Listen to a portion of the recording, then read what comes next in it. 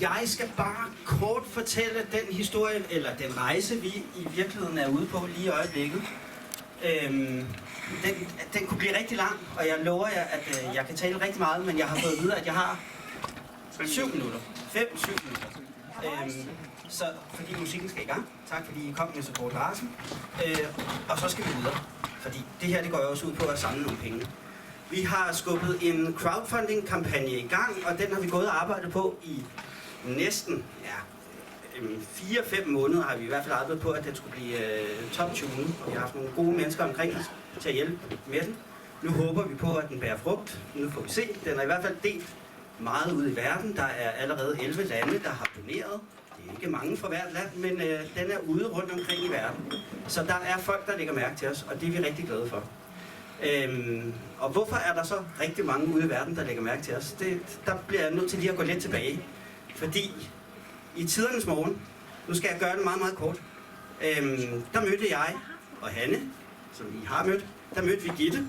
Hende mødte vi, Gitte Løvgren, hende mødte vi på folkemødet.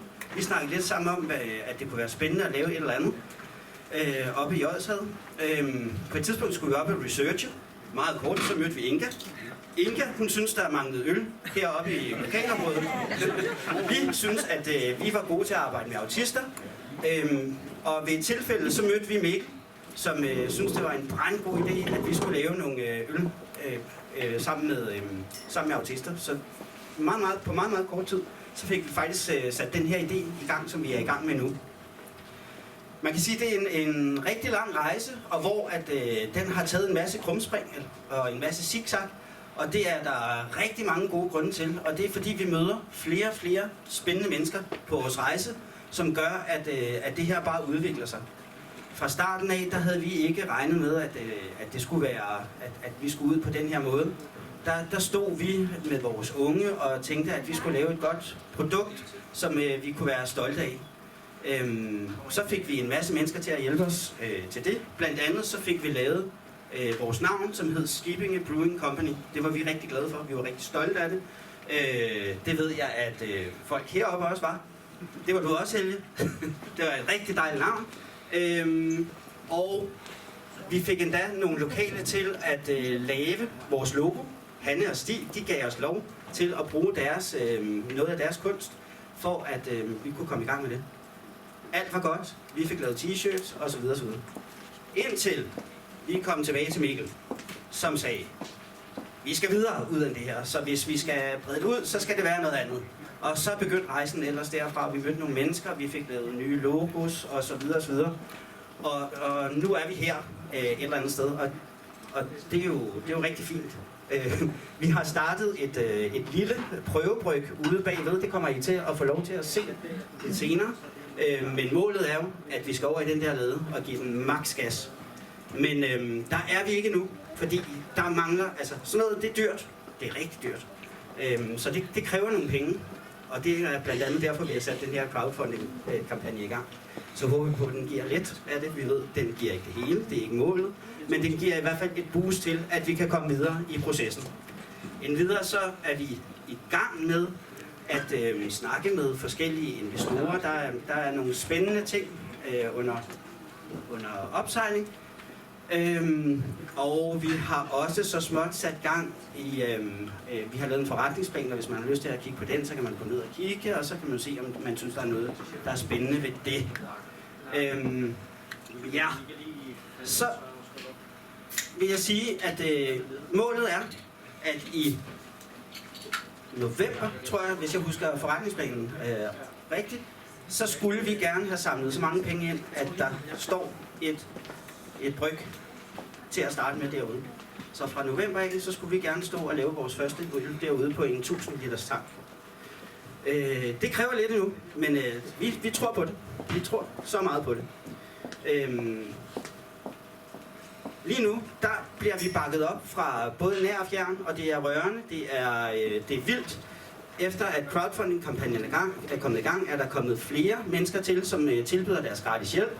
De tilbyder deres ekspertise inden for forskellige områder. Det er inden for investering, det er inden for bryggerudstyr, det er inden for design, det er inden for grafik osv. osv. Så der er rigtig, rigtig mange, der gerne vil prøve at hjælpe det her projekt i gang. Det skal I have tak for.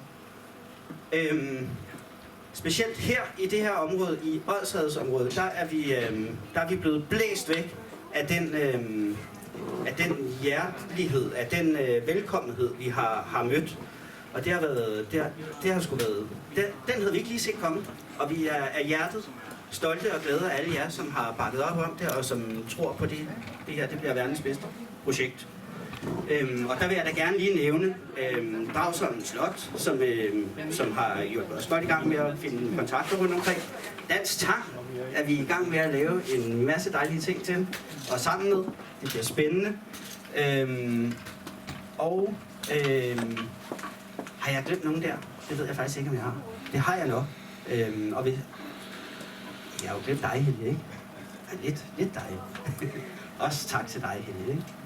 Helge og Bodil for jeres gæstfrihed, for jeres måde at stille op til det, for jeres måde at rumme det her projekt, som det skrider rundt omkring. Tak for, at I er der, og tak for alle de dejlige remoulademad, jeg også har spist også. Det er fantastisk. Skal I ikke lige have en hånd, Helge?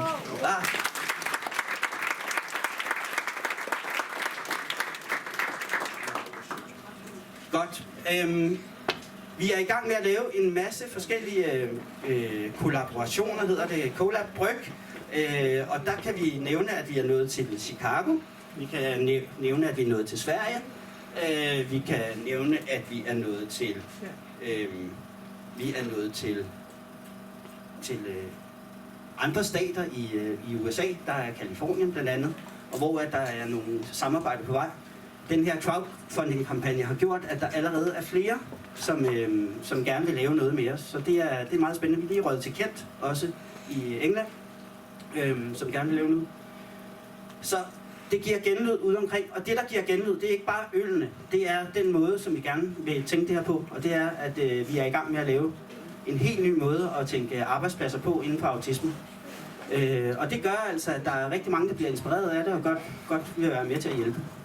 Det synes vi er noget af det vigtigste ved den her historie. Det er faktisk, at nu er vi i gang med at skabe noget, som vi havde drømt om for lang tid siden, da Jesper og jeg startede. Det er sådan lige nu, at nogle samarbejdspartnere, som er omkring os, allerede er begyndt at tænke arbejdspladser ind og funktioner ind på deres områder. Så vi har indtil videre 7-9 arbejdspladser stående på spring, og hvor vi skal finde de rigtige mennesker til at passe ind i. Så vi er faktisk i baghjul lige nu, i forhold til at kunne rekruttere de unge, som vi gerne vil. Og det er sgu da en meget god historie.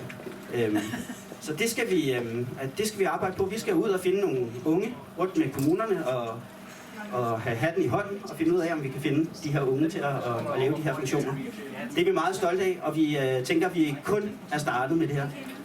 Der kommer meget mere af det. Der er mange, der bliver inspireret af det. Vi er i gang ude i København. Der har vi allerede lavet vores første funktioner, hvor at en af vores unge står og fylder gin i flasker, og andre unge, de laver etiketter på vores unge. Hvad vil du kalde det? Undskyld. De har også købt til ham. Ja.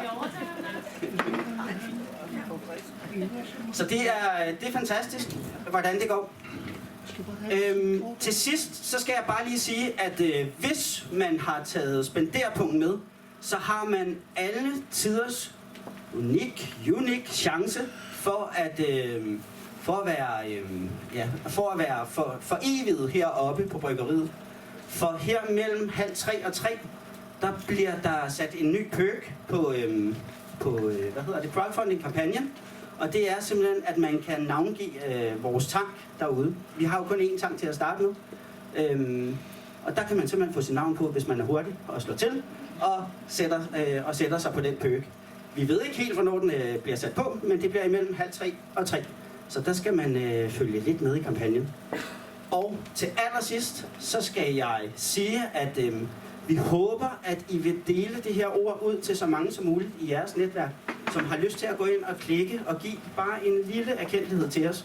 Lidt har også ret, og vi skal sprede os ud i verden. Så, og det kræver, at vi har lidt penge. Så hjælp os gerne med det. Tak fordi I er, og fortsat god dag og arrangement.